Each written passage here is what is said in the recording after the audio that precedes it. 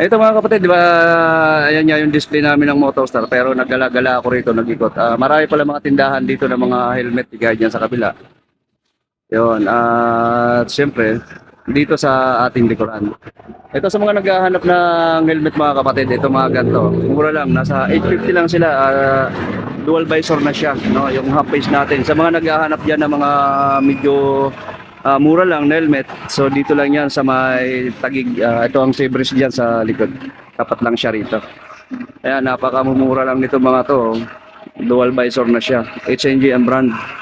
So puro HNG ang brand nila rito. At dito mayroon din siyang Zebra at saka RXR, no? Ito mga to. 27 to madam na. 27 to mga gantong design, no? Modular siya.